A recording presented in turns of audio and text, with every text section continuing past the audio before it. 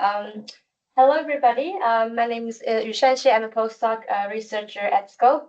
And thank you, everyone in person and also online, joining us today for the last seminar for the SKOPE seminar series on tertiary education. And today we have Professor Ellen Hazelkorn joining us online to give a talk on restructuring average post-secondary education for the university phase with the tertiary strategy.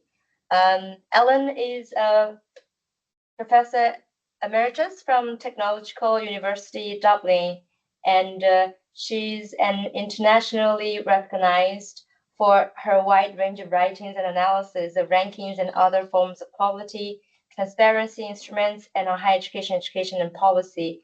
Ellen was named one of the top 2% of all scientists in 2020 when self-citations are excluded on the list released by Elsewhere, Scopus, and Stanford University.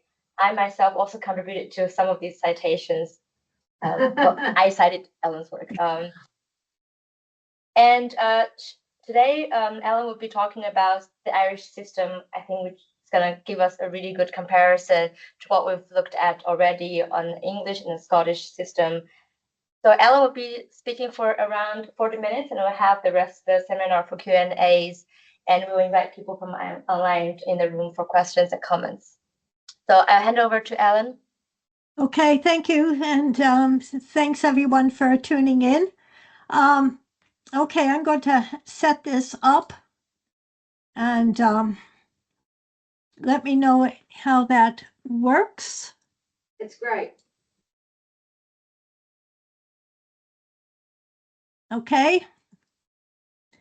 So, yeah, so I'm going to just go through some of the background on the Irish system and how and what's been happening and where it might be going, and some of the issues and challenges and risks that lie ahead.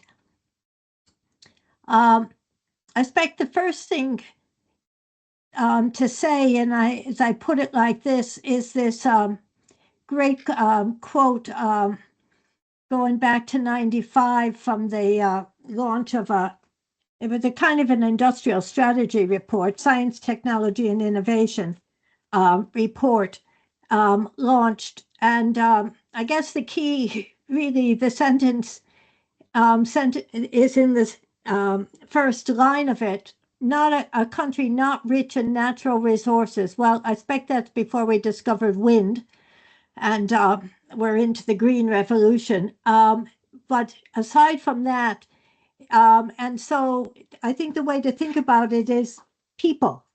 And as it said, it is the need to rely on knowledge and people are the natural resource of Ireland. And I think that's a kind of an important place to start, and it underpins everything about the economy and what drives massification. So I'm going to just say something briefly about the shift from massification to internationalization, which has happened really since 1960. Then look at some of the changes that have come in in the first phase of what I call reconfiguring the sector, 2011 to 2021, and then the phase we're in now, some of the issues and challenges, and then some final observations. So I expect I just stick this up on the basis that we're talking about broadly the four nations in the UK, and clearly Ireland having been part of that one stage, obviously now independent in 22 and then declared a republic in 49. The key thing really is that beginning in the 30s, the whole policy, the nationalists, I mean, look, I expect there's a lesson here in Brexit. This idea that we don't need anyone, we can go it alone on our own, and public policy under the then government Fianna Fáil de Valera was all about protectionism. Now, cut off the outside, we can all do this, develop native industry, move away from dependence or over-dependence on Britain, and the general circumstance that free market conditions or whatever, industrialization just didn't occur overnight. You get independence and all of a sudden you get industrialization. No, it doesn't work like that. So beginning in 59, that whole policy was abandoned. We are talking about upwards of, thousands and thousands of people emigrating a year per year. And the principle of protectionism was abandoned, replaced by this whole issue of economic expansion. Based on foreign direct investment, FDI, that is the thing that keeps the economy going, and the whole transformation of Irish society and the economy as a result thereof. So emigration substantially declined, access broadened, consumer spending increased, holiday abroad is commonplace, Catholic social teaching is challenged. You've got a complete change, a society, even in the years that I've been here, that has changed from a very homogeneous white Catholic society is now probably one of the most multicultural societies around. And it's, I have to say, great. So it really moving from, as I said, protectionism to globalism. It has transformed from what I call a labor exporting to a labor importing society, heavily dependent on FDI and high-skilled labor. So the big story has been one, massification, as I said, not a society without natural resources, having missed the Industrial Revolution. The objective has been is to get more and more people well educated. It's very ingrained in the psyche of the society. It's just a big ingrained principle. The second, EU membership, can't ignore that, has been a huge factor in the development and the internationalization of the economy, and now probably one of the most open and best performing economies across the EU. And the other thing has been the significant demographic changes. So it's the highest birth rate in the EU, so that is all relative, but nonetheless, the population is growing primarily on the basis of immigration and immigrants having children as opposed to the original domestic. But nonetheless, the population is now anticipated to grow to about 7 million by around 1950. And that is double what it was just look at a few decades ago. It's also at the same time the fastest aging in the EU. And it's one of the things to think about is that, as I say, about 60% of the population, because it still has a relatively young population, will still be eligible workers in 2035.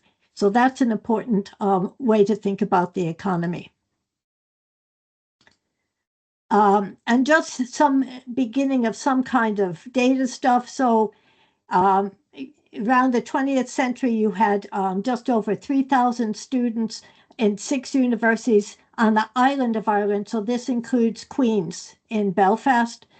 Today, there's almost 280,000. There are 19 publicly funded higher education institutions, plus about 20 to 30,000 in private higher ed. It's about 10% of the numbers of students, and that's not included in the 279. None of the data includes the private sector, which is a huge failing. There's lots of failings in the data collection, but that's just one of them.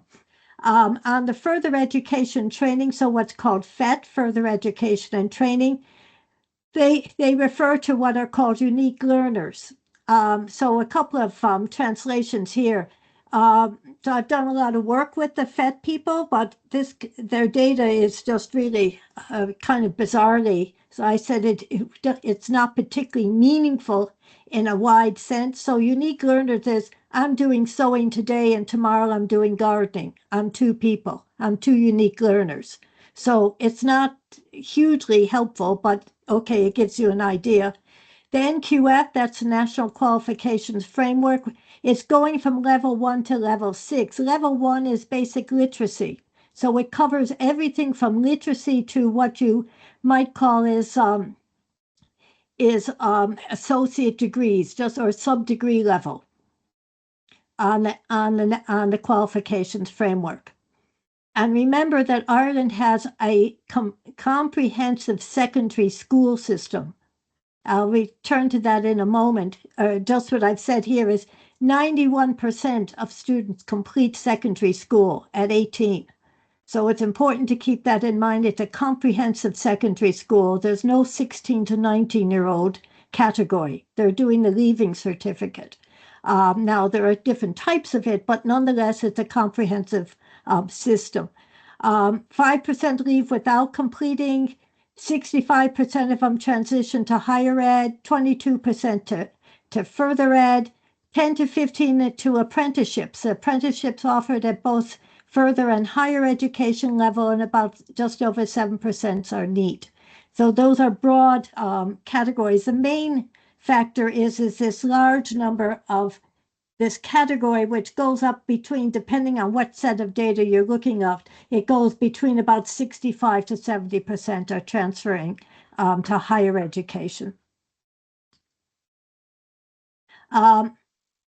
The other thing to look at is the huge expansion that happened post-70s. So it's got one of the highest attainment levels across the EU in terms of the numbers of people who have what they call here is third level. It doesn't mean tertiary. It always meant higher education or university, but they had this concept of third level, which is really kind of a weird way to describe things. But it's got a high level of educational attainment. There you've got 77% completing their bachelor degree. The other thing is that's within 3 years, but they're mostly 4-year degrees. Nonetheless, they're all completing relatively on time. We don't have a large number of people who are, let's say in the US, where the completion rates are counted on the basis of 6-year completions. We're talking really about 3 and 4 year completions. Most of the students are enrolled in the universities compared to the technological university system. And the economic returns for individuals are still quite significant, even though I'll talk about labor mismatch in a moment. So you see where the trend is. This is a 21 OECD table from Education at a Glance, but you see just the general growth level and the numbers of people completing. Indeed, the newspapers were recently on about a huge increase in the numbers of students applying for university through the Central Applications Office has risen hugely, mostly down, they say, to immigrants. At the same time, there is increasing evidence of mismatch and skill shortages. One of the things the Higher Education Authority collects data, but it only ever asks, are you employed or not employed or continuing in education? It doesn't ask anything else. But nonetheless, the research that's been done is suggesting that while there is a premium, graduate premium, we are increasingly finding issues of labor mismatch. Large numbers of graduates now coming out, but not necessarily at jobs in their current, at the level to which they should be at. So you see that 30% don't require the level of qualification, and 10 to 15% are considered overqualified, with business and law having the highest share. And those indeed are some of the areas that you're aware of that AI is most likely to be affecting graduate entry qualifications. The major skill shortages. So one of the things that's kind of, as they would use the term here, an anorak kind of interest. Anoraks are kind of, you're standing around looking at into the weeds on stuff, mostly politically on anoraks, but it's looking at the critical skills list that the department puts up. Hugely interesting what's on the critical skills list as to the kinds of jobs, and that's why it's become, Ireland is such a magnet. You could say that the economy is moving at such a pace, there aren't enough people to fill the jobs that are here on the basis of the FDI. Is it a policy that should change? It's not likely to change at all, but nonetheless, those are key questions about the economic strategy. And you see most of that activity is around Dublin or the Dublin region. So almost 50% of that activity takes place around Dublin. Also, as I said, is to look at the fact that economic productivity is high, but it doesn't translate to all areas. It's a dual economy between this export-oriented international sector, mostly in IT and pharma. It's going to blow open with Ozempic coming in. Or is it Eli Lilly, whichever one they're producing, but they're now expanding rapidly. And then you've got a much a large but smaller domestic oriented economy dominated by SMEs, often what I call kitchen table employments and so on. And again, the areas where people are most needed. And the question, according to the OECD, is how effectively are the skills used in the workplace and places Ireland partially at near the bottom. So this is one of, as it says, one of the highest levels of overall qualifications mismatch in the EU. And I have questions about the way in which it feeds into other kinds of grievances.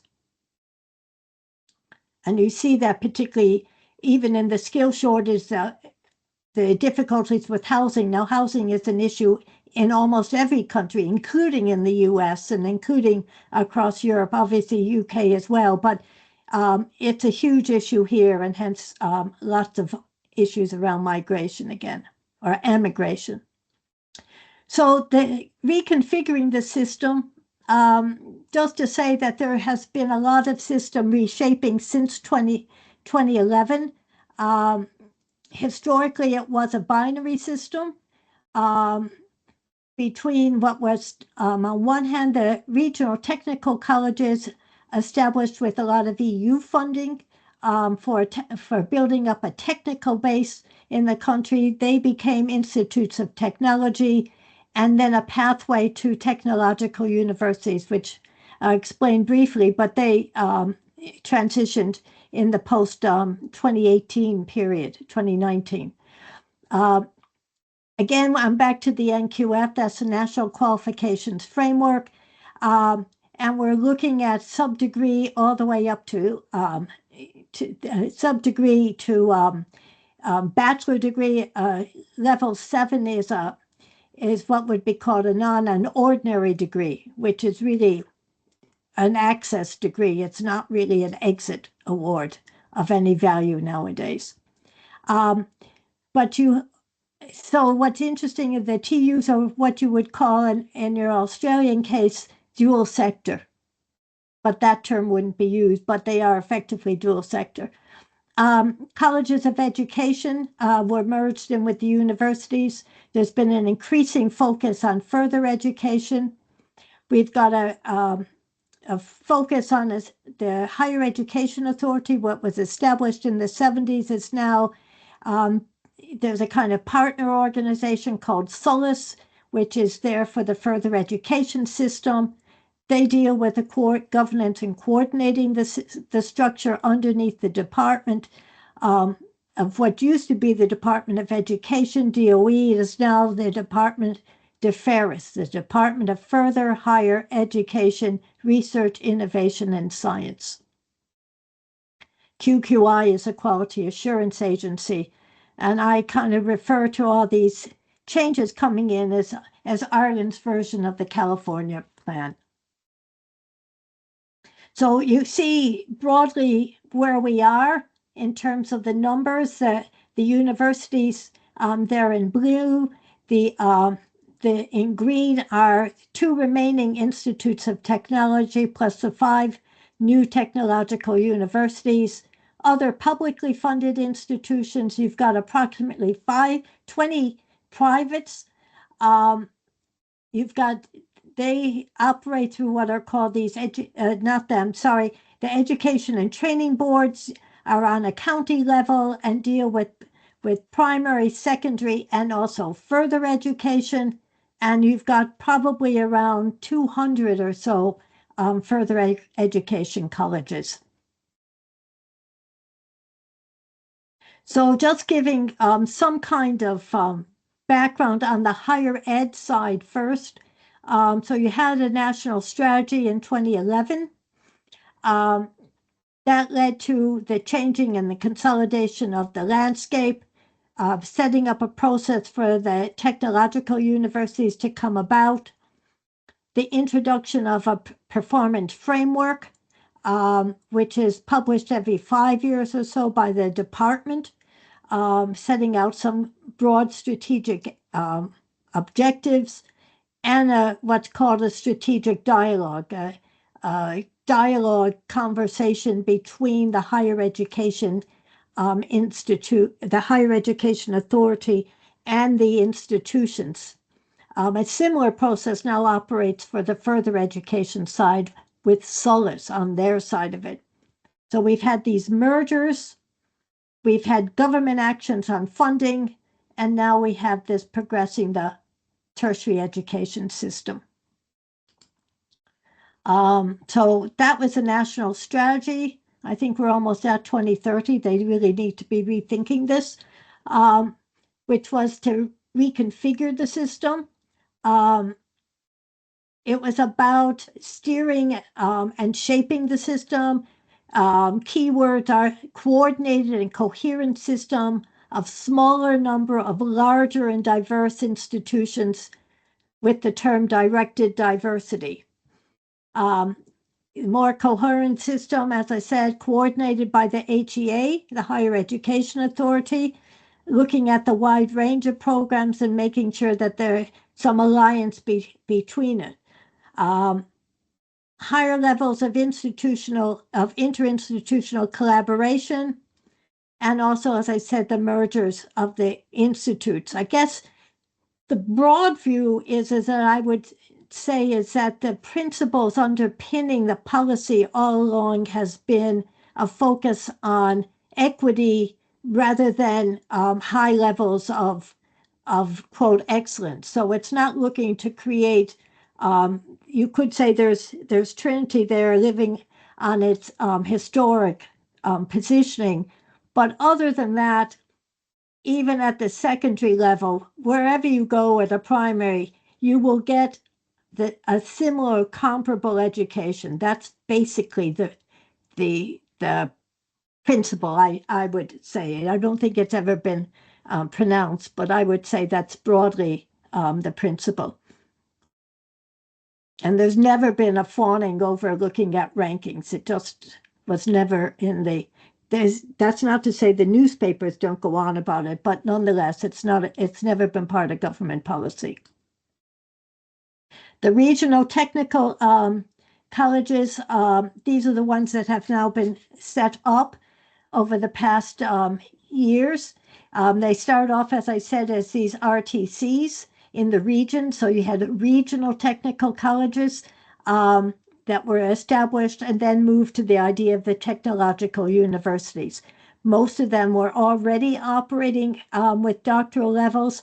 And so they are, yes and no, more science and tech oriented, but they also have large arts programs. I mean, I was vice president at one of them for 20 years, and I ran the largest arts and humanities faculty in the country.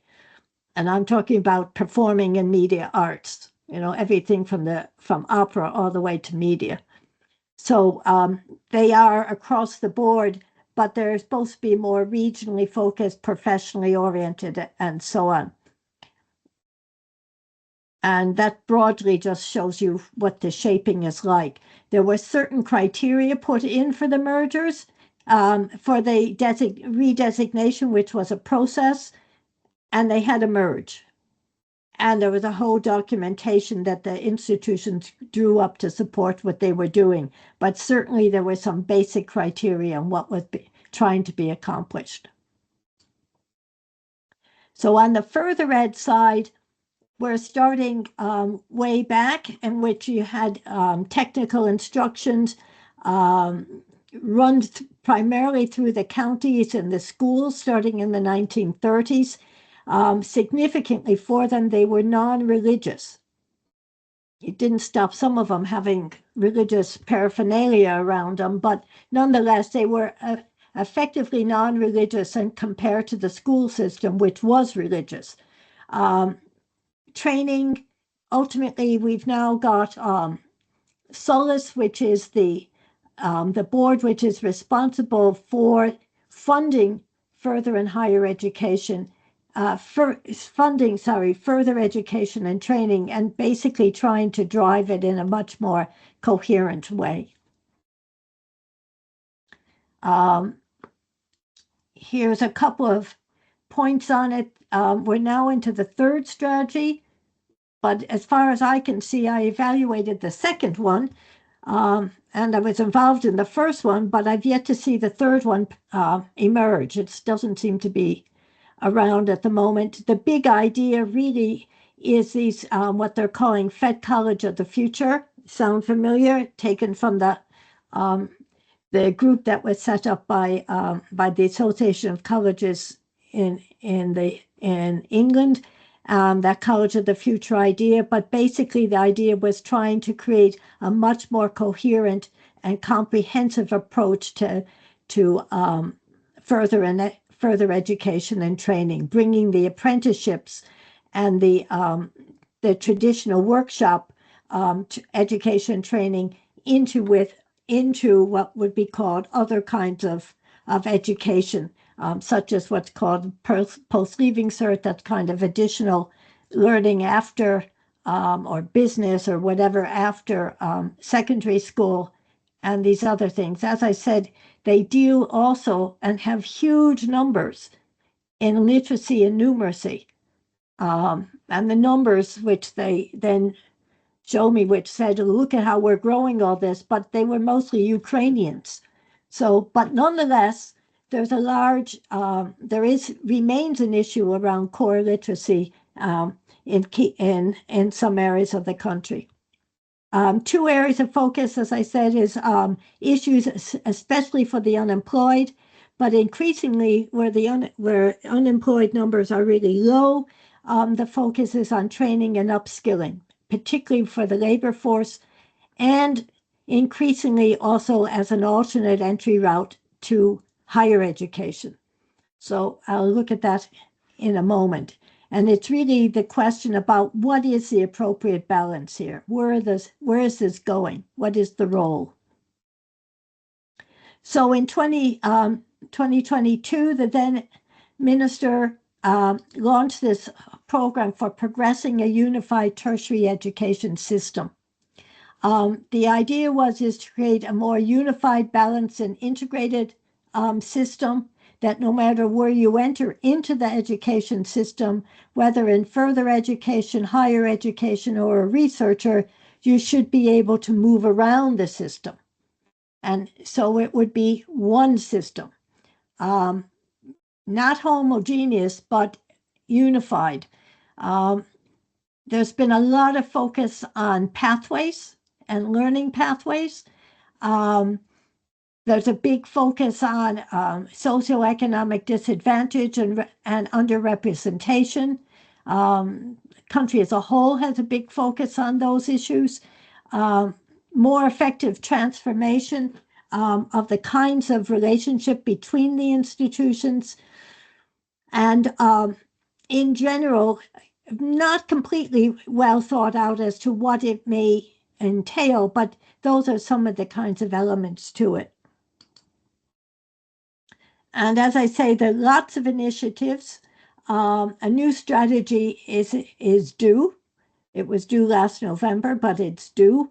Some of the big things that they looked at or that they set up immediately was the National Apprenticeship Office, which is in charge of now all apprenticeships, to try and bring them together under one heading. The NAO, it covers everything from traditional construction all the way up to doctoral level, if you want to get on there. So big move on apprenticeships, work-based learning, and so on.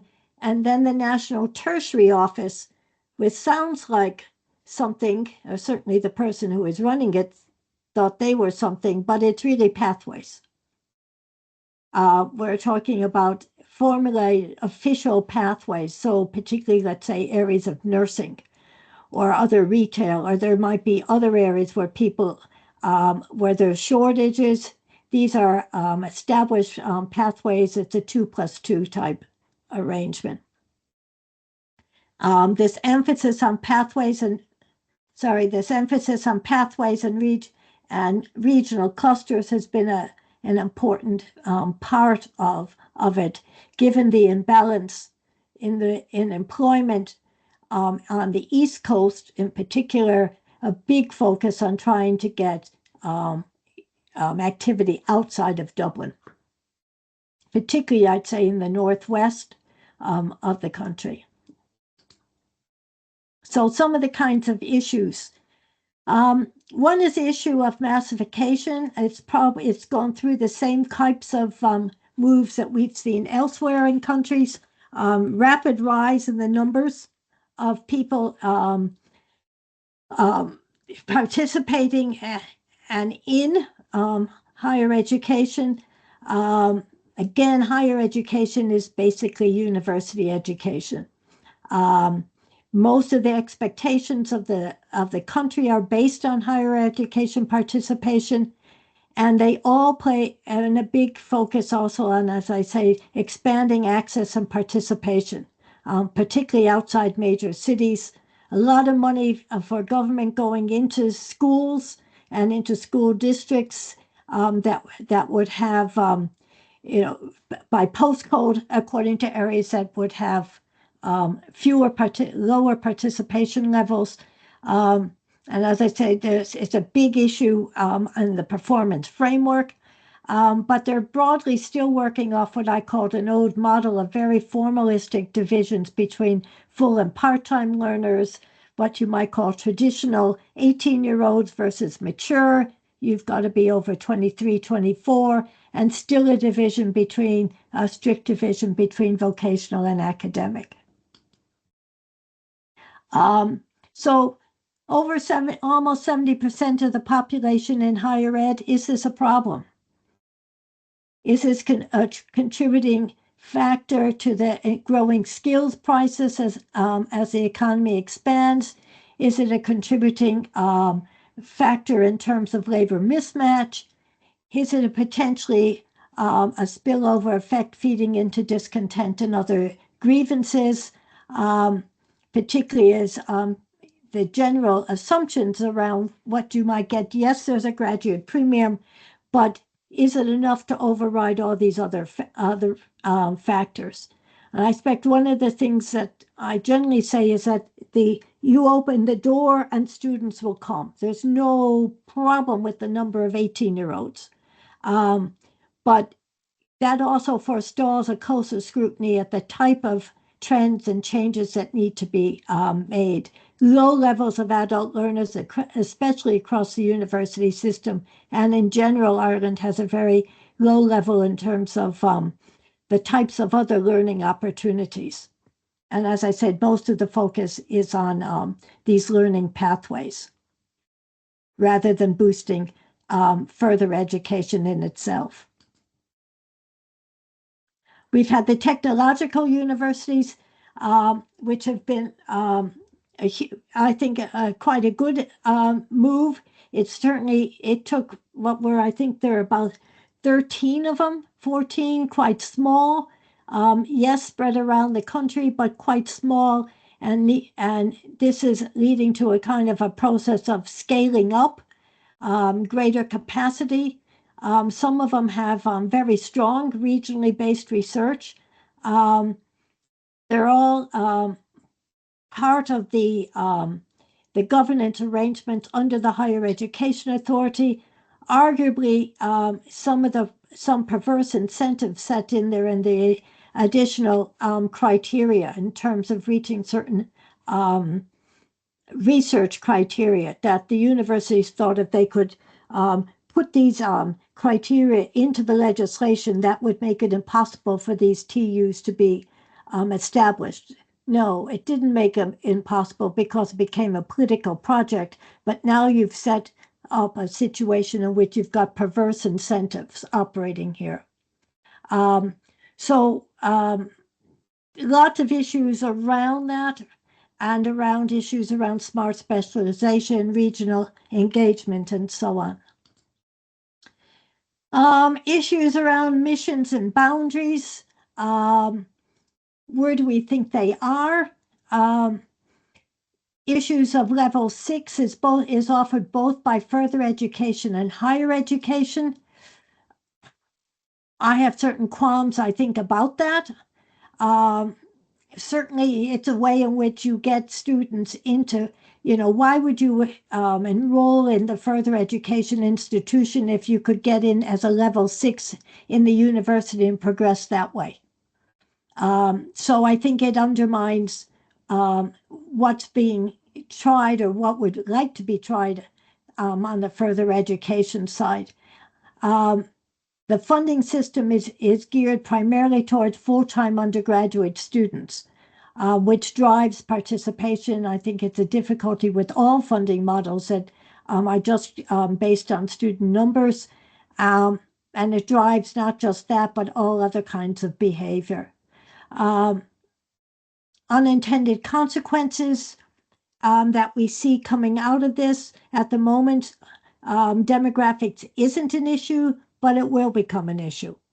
The population is growing now, but certainly by 2050, 2040, the numbers are going to start dropping.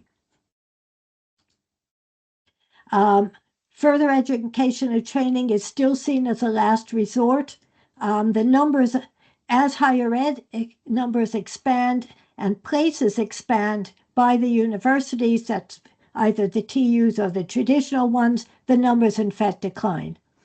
And the sector is only beginning to understand what its role is and how to develop it, because ultimately, aside from the SOLAS, which is the national, arguably you could say the national funding agency for further education, they are run on a day-to-day by what's called the education and training boards, which have other fish to fry. They're looking after the primary and secondary school systems.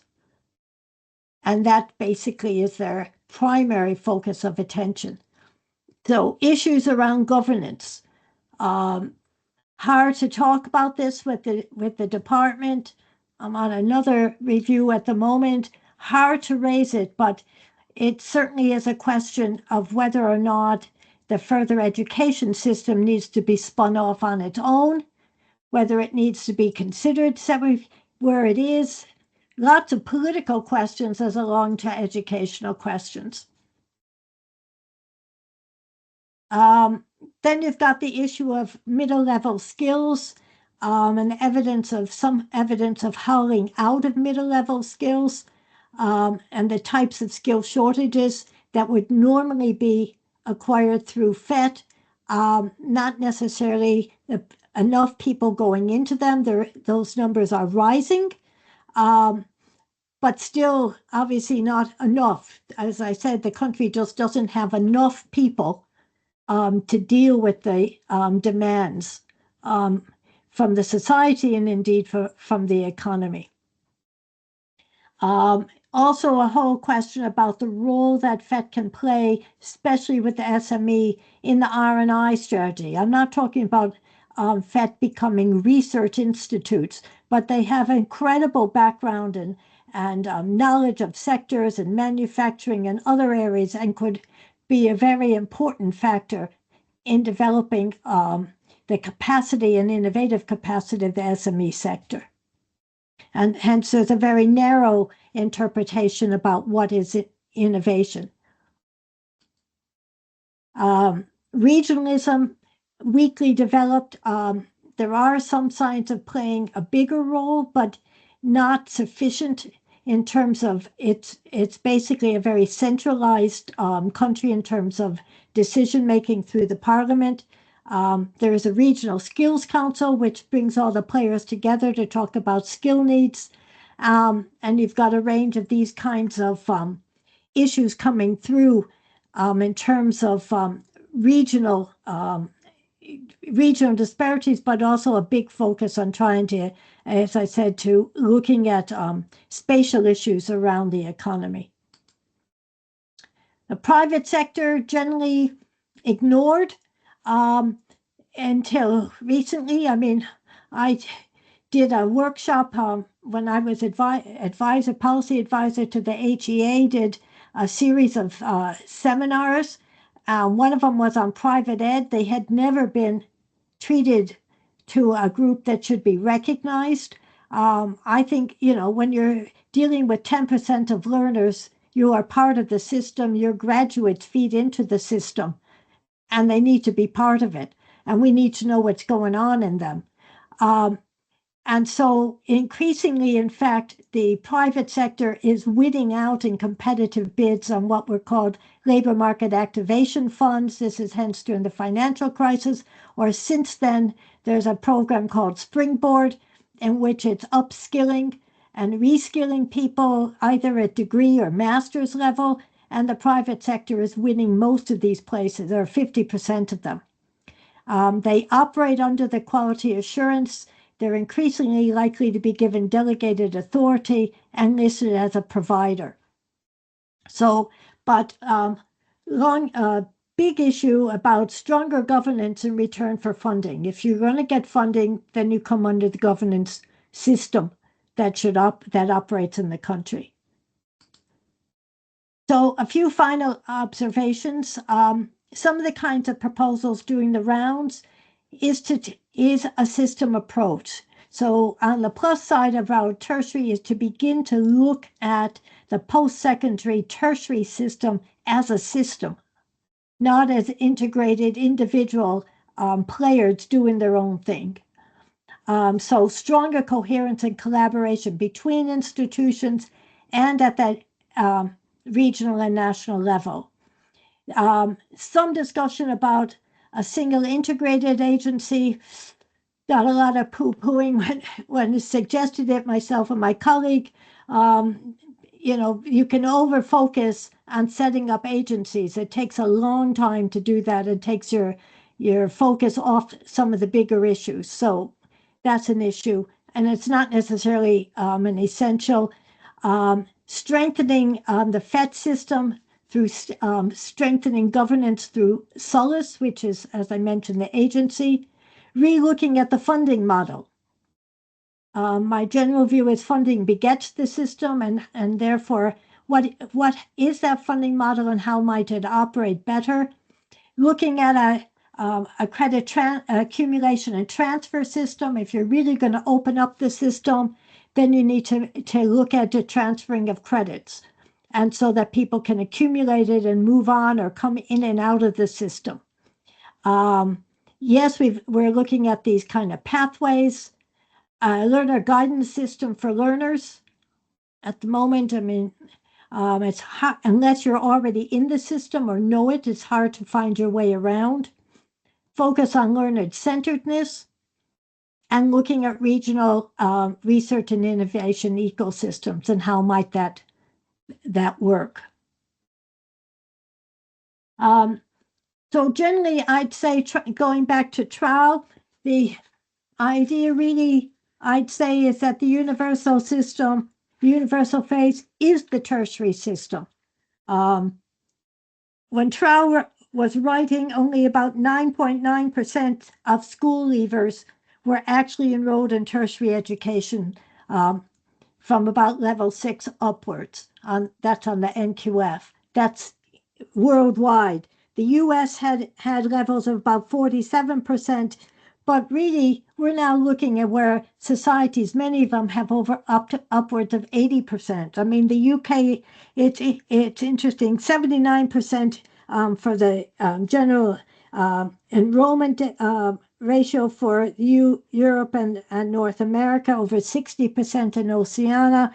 The UK government has now announced 2/3 should be having completed higher levels of learning, however you describe that.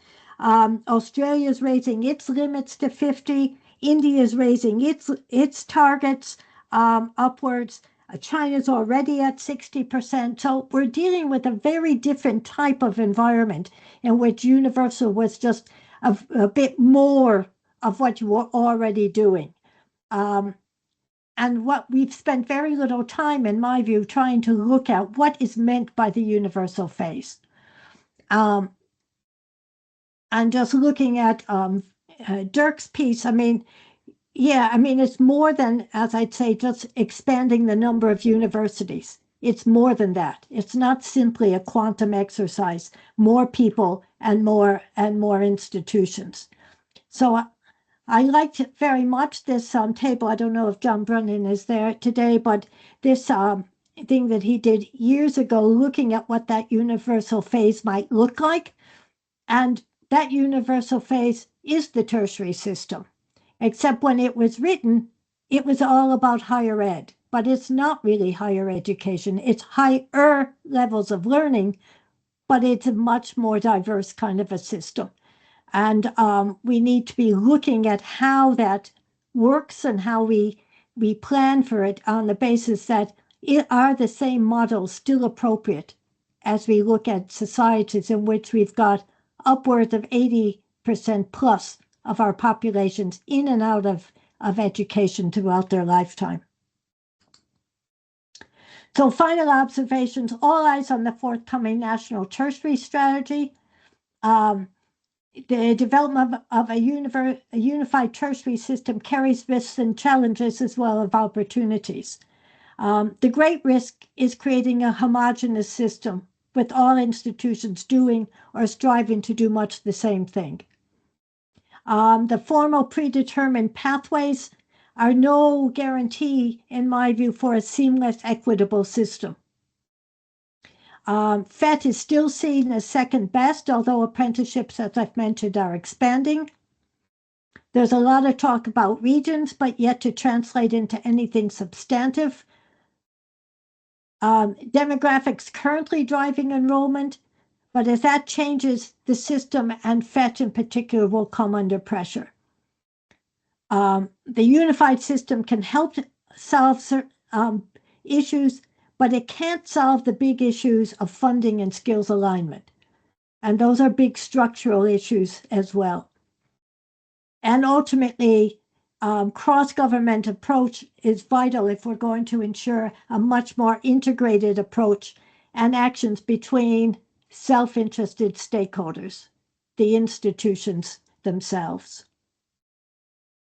So I've given you a list of some of the links and the some of the links and some things to look at. So I better stop there. I think I went on longer than I was supposed to.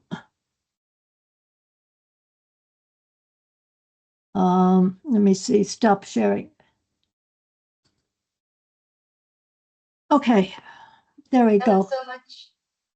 It was such a in-depth and a great analysis of the Irish system, and learned a lot from all these different kind of pathways, and also the intention and the kind of articulation of building an integrated system.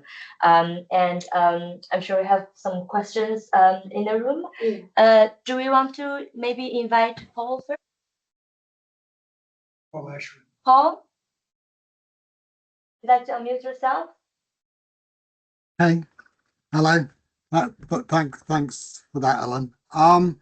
Yeah, I mean, the problem for me with Trowell's universal model, when you read his version of it, is that it's not education. It's something that's not really separate from everyday life. You know, they're not really getting anything that gets them to underlying structures of knowledge that allows them to actually do something meaningful with that education.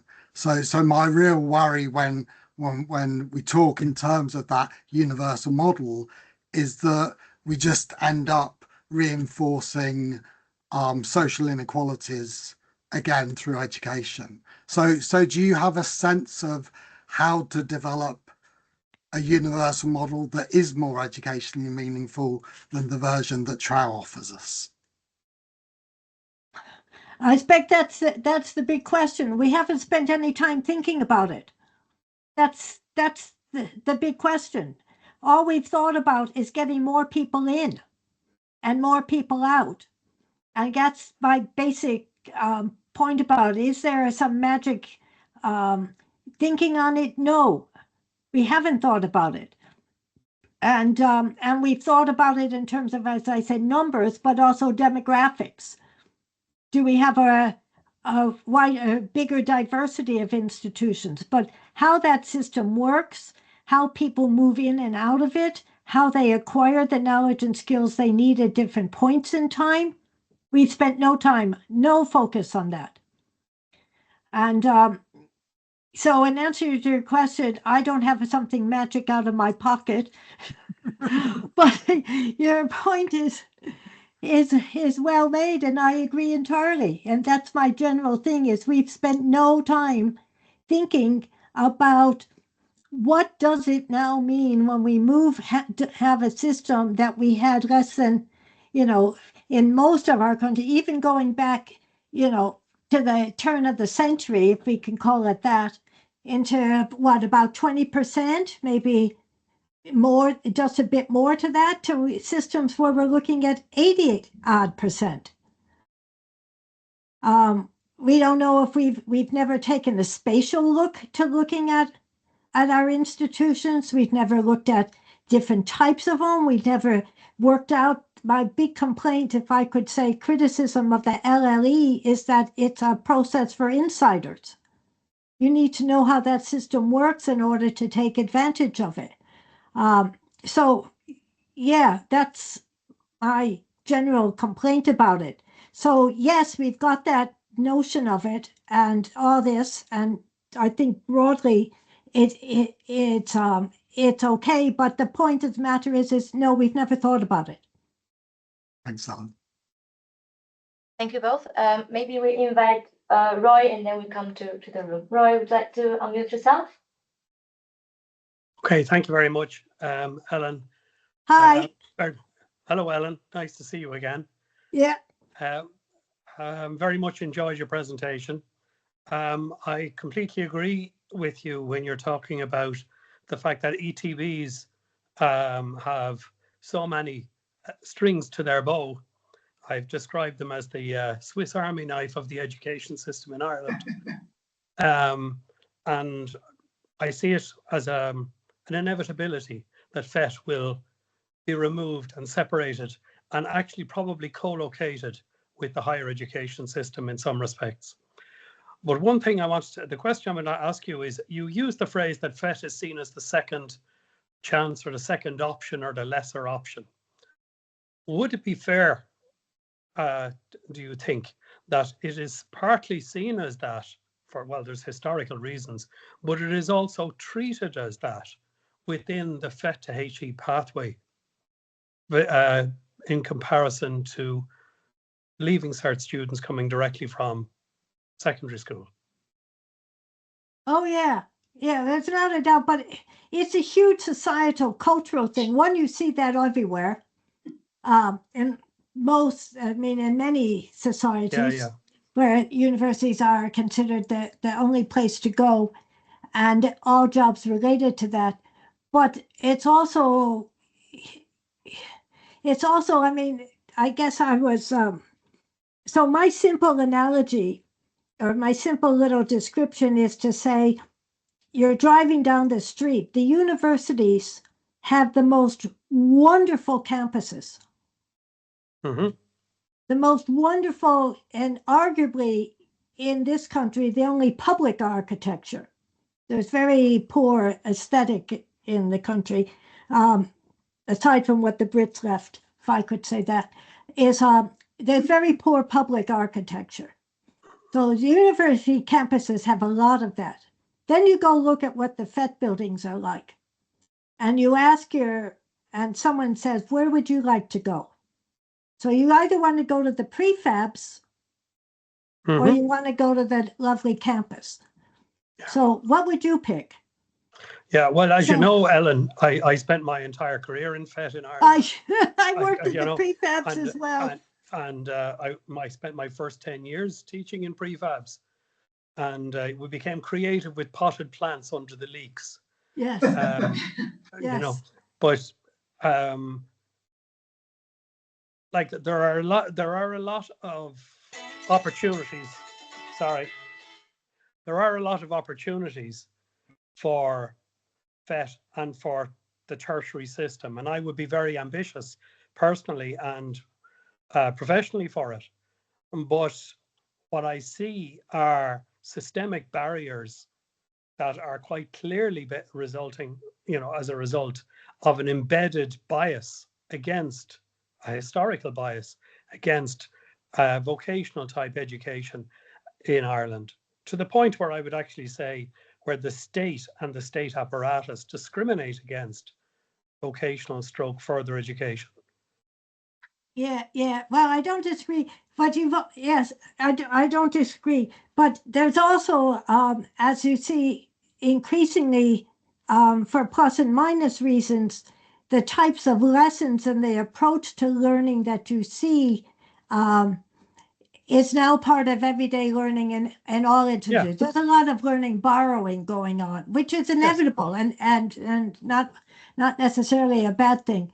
But yeah, it's a problem. I mean, the media is very big on this. You get this everywhere and so on. So yeah, it's an issue broadly. I wouldn't be happy to see it integrated into the Higher Education Authority. I think you would definitely end up with predatory behavior. Yeah. I think you'd lose a lot of the advantages that are there. It's a simple solution, but the governance arrangements are tricky.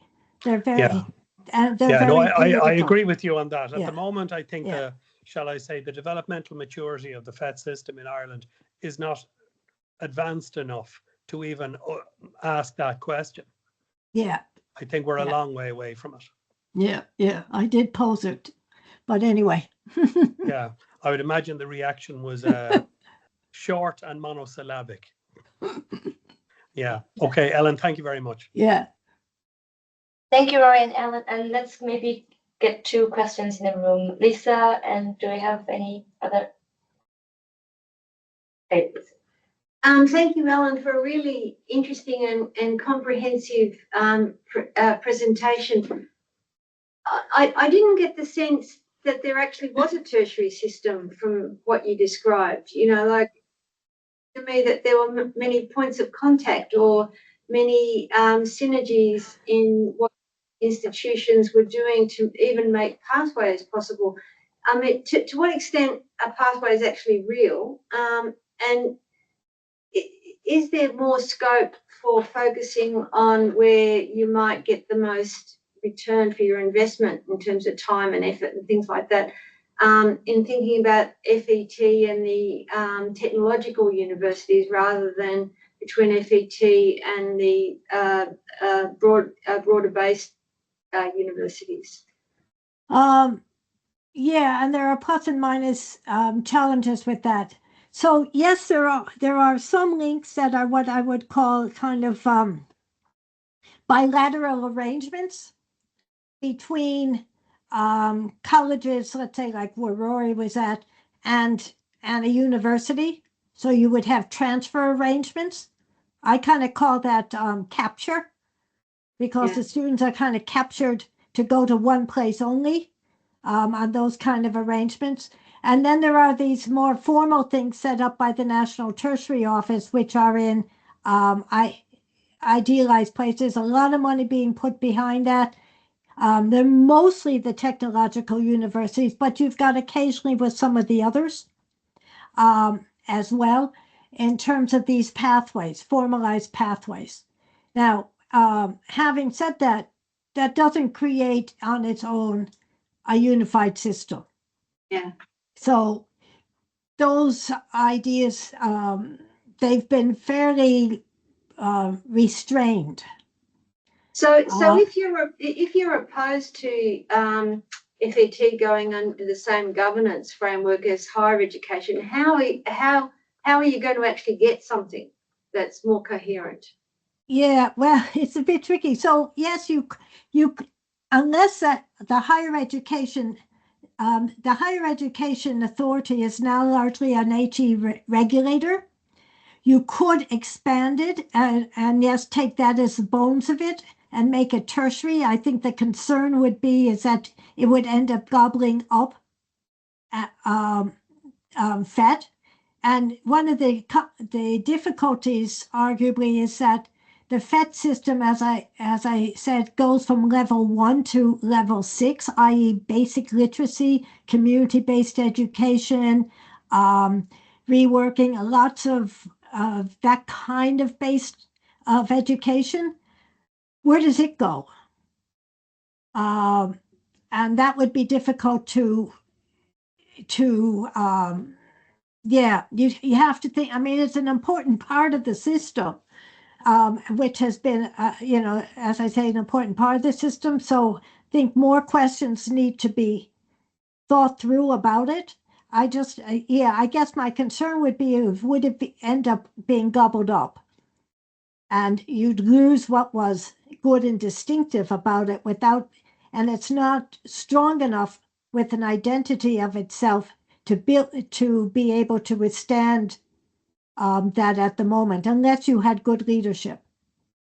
And I think that's always some of the kinds of issues around that. Yeah.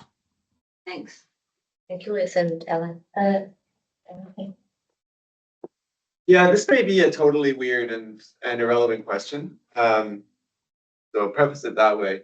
I'm Canadian. And I think about just a little north of Chicago. Yeah, a bit of north of Chicago. I don't, where I'm from maybe is actually south of Chicago, strangely, but I'm not sure about that. Where is that? Nova Scotia. Ellen, we've been you're from Nova Scotia. Yeah. Yeah, okay. So the question I have is maybe stepping a little bit away from Ireland and thinking kind of more broadly. Yeah. Context in Canada, we obviously have community colleges, some similarities, some dissimilarities from the US. But our community colleges, it seems like, fill in this gap, right? Like they can do a higher education credential, but they also do adult education, and they also have a function in the apprenticeship system that would be like an ISCA 4. Like they do a lot of this. And to a degree, they don't seem to get absorbed out of that service mission, like adult learning mission, maybe because they have a very limited ability to grant bachelor's degrees. I don't know, right? Like, but there's a ceiling on what they can provide, so they don't get pulled out of it. And maybe this kind of speaks to some of things that Lisa might say, but is part of what's happened here that the technical universities have been pulled out of a role where maybe they could have integrated with FE and they could have held those kind of two missions in common? Like, I'm wondering is there something structural about that you kind of open up this gap between FE and higher education that becomes so difficult to bridge in a way? I'm just curious if any of that makes any sense, or if maybe that's all just totally irrelevant. Yeah, it's I think the further education, they're effectively trying to build a further education system as a system in itself. If we separate it out from higher ed, it has never been considered as such until more recently. And they've largely provided, in many cases the basis for the construction trades and typical automobiles and that sort of typical apprenticeship. But it's also then so you've had that element of it. But aside from that, it's been a place where people might go because they couldn't work out what else they were doing. It wasn't a place that you moved from into lots of employments with a clear path, a pathway to employment, or where you might go to upskill or rethink. So it's a whole sector so you've got the education system, and it was largely focused on primary and secondary schools. Then you got this other bit, which was developed, started to be developed in the 90s, because all of a sudden you realize that there were the teachers were there was a demographic shift. There weren't any more. They didn't have any more students, and they came up with what were called post-leaving certificate, post-18 courses. Good move in the same way that you've got preschool now developing out of before nursery. It didn't formally exist before that. It now exists as an existing sector, but it is still one that is really finding its feet. That's what this idea of the Fed College of the Future was all about, is to try and give it an identity, even an identity physically. So you would drive by and you say, ah, there's the college. There it is. I go there and I can learn X and do Y and come out of there and do something. So it's had a very weak history, even though it's got a long history, but a weak history. And yeah. I guess my question is, in a sense, like all of that sounds like what a lot of our community colleges do in Canada, right? So what I'm asking is the issue that in Ireland, and sorry if this is too theoretical or something, but is the issue that in Ireland, rather than absorbing that function into the IoTs, we upgraded the IoTs instead? You know what I mean? Then it's very hard to have the FE function without a little bit of also that other function that's been kind of moved away from it. Does that make sense? Well, there's varying arguments around that. I think the forming the technological universities made absolute sense in terms of the fact that they were already, you had institutes that were too small, not capable of operating at the level that they should be, playing a bigger role in the regions where they were, and too many of them, and arguably uncompetitive at where they were. Would they like to ditch the level 6? I'd say some of them might, others would not, because they see it as more students coming into them. But yeah, what is the relationships between them? Does the further ed system get swallowed up, a bit like in the French system, where you might have two of them on this sharing the same campus type idea? But the IUTs, for example, but tricky to say, no consideration of these issues off the table. But those are exactly the kind of governance and system shaping issues that should be addressed, but they're much more complicated. And they're also hugely political. Once you start tinkering with people's local colleges, you'll get it back in politically at the polls. Yeah. I see Susanna wanted to come in. Yes. Susanna, will you be able to unmute yourself? Hi there. Hi, Ellen. Hi, Susanna. Nice to see you, and thanks so much for your presentation. My question was, as you know, Ellen, we're looking at these issues in the higher education sector in Scotland, and we're open to considering how we can kind of lean into tertiary models in a deeper way. I was just wondering, we're also in Scotland looking at sort of recognition of prior learning and credit transfer models. We've made some steps in this direction, but I would say it's not working as well as it might. So I was really interested in your comments about make transfer of credit and credit accumulation mandatory. I just wondered, in that space in Ireland, and kind of as in attempts to kind of move towards more of a tertiary model in Ireland, what curriculum mapping has there been between qualifications, or qualification mapping or curriculum mapping has there been in Ireland between qualifications in the further education space and qualifications in the higher education space? Because that's one of the barriers we're encountering in Scotland. We can do it well for some subjects and some qualifications, but we're finding it impossible to do it well for others, and that's meaning that what credit transfer happens in Scotland is a bit patchy. and a bit potluck. So just wondering if there's been successes or similar challenges in Ireland, and if there's anything we could learn from. Yeah, well, gosh, that's a tricky question. I don't think we do that kind of curriculum mapping. I'm not sure there's any of that. I don't know, Rory might correct me if I'm wrong. I'm not sure that do that. I guess the idea, it's my big plan I keep putting to the department is and elsewhere is and it is a growing idea across the EU of using the ECTS, your credits, where everything is credit bearing, even in the further education side of life. The further ed comes under, a bit like Scotland, it's all under the same QA agency. It follows a similar self-enhancement or enhancement, not self-enhancement, enhancement approach. But that the idea would be is that you would have, that you would utilize the ECTS system.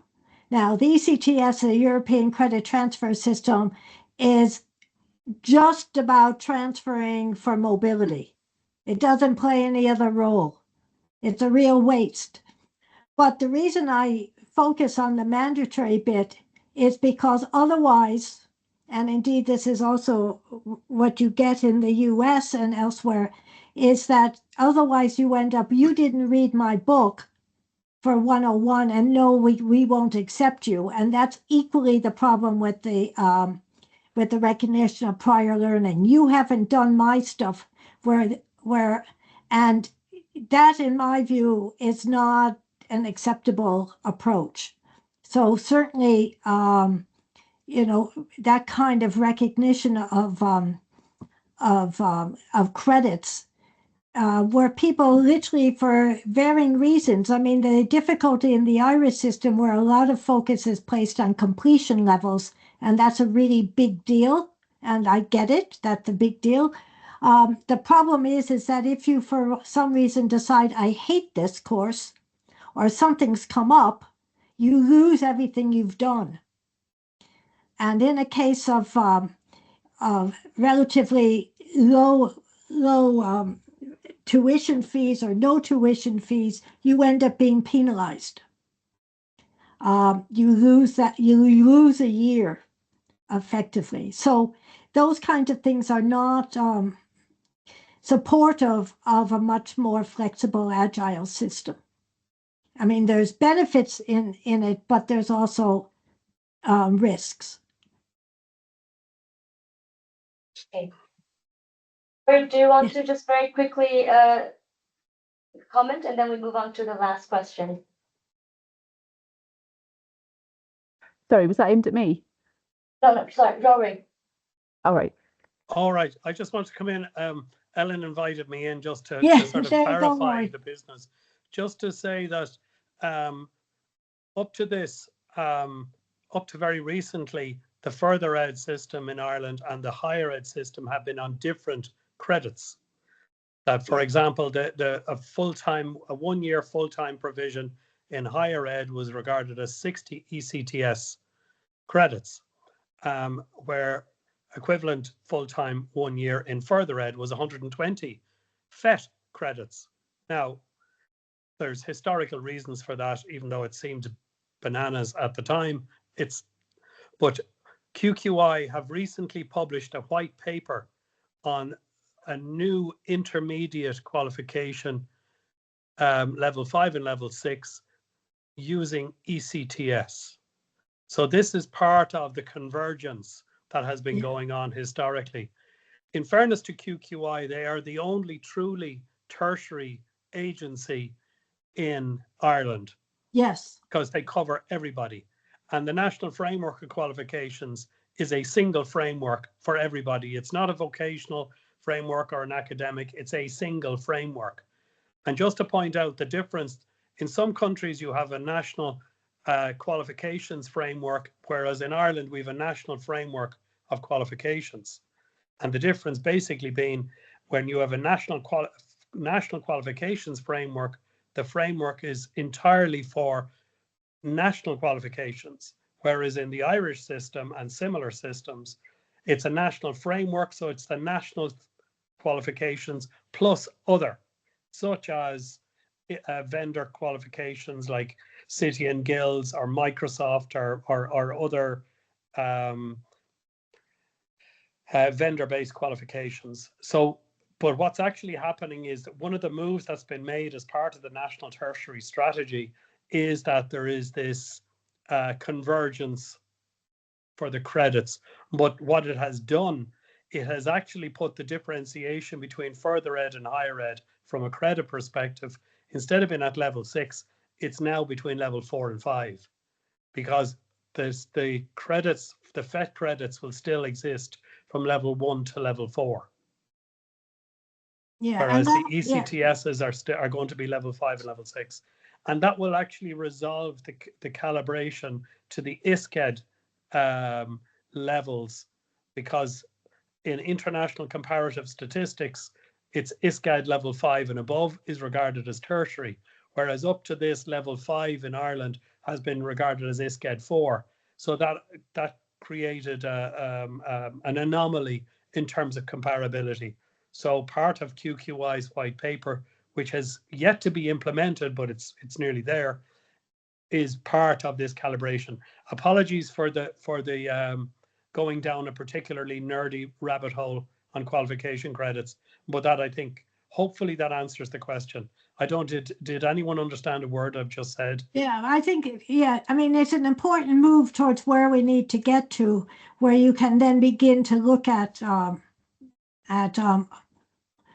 the students working, you know, that you can actually move around the system. The other thing is, as you pointed out, is that it's one integrated qualifications framework. Yeah. And that's an important feature. Level 1 is effectively primary school. Okay. Okay, thank you. Thanks, Roy. Thank you, Susanna. Let's move on to the last question. Anne, sorry. Anya. Anya. Yeah. Thanks. Hi, Ellen. It's lovely to see you again. Hi. I suppose just 2 comments to set up my question, if I may. So the first, I found your talk fantastic. And as you know, I was involved in the game in the TUs for a number of years. And I think when you look out the back window of the car, after time, you see how much has been achieved. And you referred to the landscape document, which talked about quite a lengthy potential bride in waiting, where the institutions would merge, but would take time for them to get the TU badge. And that's not how it turned out, because the process was revised and tweaked. And what happened was that I'm in Munster Technological University, which is one of the institutions to which Ellen referred, and we became the merger, and the designation happened at the one time on the 1st of January 2021 in our case. So I suppose that's one comment, is that, you know, the process, certainly the HEA stuck to their criteria and they stuck to the kind of process piece, but it was tweaked.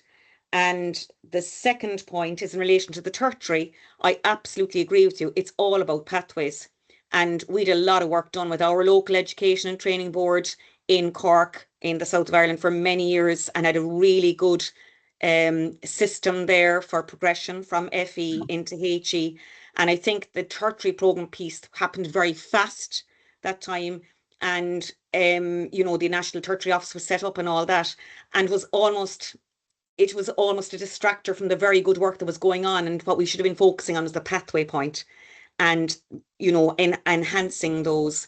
We did a bit of mapping ourselves at that time to map programmes that in FE, because we were kind of doing a bolt-on solution for the tertiary, and it was a complex task. And there were difficulties, but certainly the imperative at the time was that we had to deliver tertiary programmes that had the same length as the HE programme. Had we been allowed to have an N+1 arrangement, it would have been a much easier piece of work in terms of mapping. But the political imperative was there again. So my question is, Ellen, and you've hinted at it, how significant do you think that political piece is in all of this, when there's a minister clearly behind it, and we can both think of a number in Ireland at that time? How important is that in terms of, you know, back in 2011, I was a governor at the time on the then governing body of Cork Institute of Technology, and 2030 seemed a long time away. And the changes came kind of around 2018, 19, and they all happened very fast in that time. So how important was the political piece, do you think? Well, in Ireland, how are you, Anya? Nice to see you. I would just say in the Irish context, politics is everything. Everything, you know, to use that oh God, what's his name? US politician. You know, everything is local. It's a small country. It's obviously bigger now population-wise, but it's a small country. Clientelism, local politics is everything. And on the positive side, on the TU transition thing, yes, it became a political project. Not a hope was only one or two institutions going to be able to go through, succeed in the process. Everyone was going to succeed in the process. And you know, that's how we met. But everyone was going to go through the process. And that was not the intention of some of the people at the time who were involved in putting down certain criteria that even themselves couldn't meet. You know, but what do you expect? So yes, and the politics are behind. There was a very active minister at the time who is now the deputy minister, deputy prime minister rather, and put this on the table and drove it.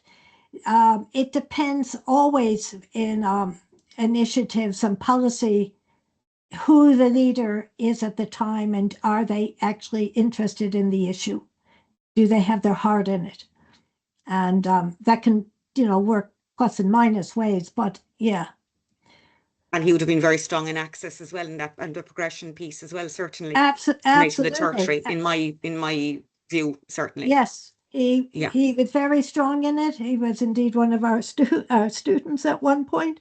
But yes, so it really depends. Followed by someone who was not interested at all, and the current minister is very interested in the R&I side of the affairs. You know, and I come across them because I'm working on that side at the moment. But yeah, very interested in the R&I side. Which I suppose is democracy too. Yeah. Yeah. Yeah. It Thanks just so shows much. how ideas come and go, but certainly it will be, as I said, all eyes on the tertiary strategy, which is the first such strategy to be developed out of this. Yeah, definitely. Yeah. Thanks, Ellen. Thank you both, and thank you, Ellen, again for such a great talk, and it's a wonderful close to this seminar series, and leaving us a lot of questions to keep reflecting on the tertiary system across different contexts. Thank you, Ellen, and also thank you in person for joining us, for all your thoughtful questions and input, and also huge thanks for Lisa, Gavin, Gonzalo for organizing this seminar series. And thank you very much for the invite. See you all. Yeah, thank you all very much. I've enjoyed it. I'm sorry I didn't get to all that many. I got held up at another meeting last week, but sorry about that. But yeah. No worries at all. Thank you, Ellen. And we will upload all the videos and also the slides on our website and also the YouTube channel. And we also look forward to having you join our future SKOPE events. Thank you so much, and hope you all have a great evening. Great. Thank you. Bye.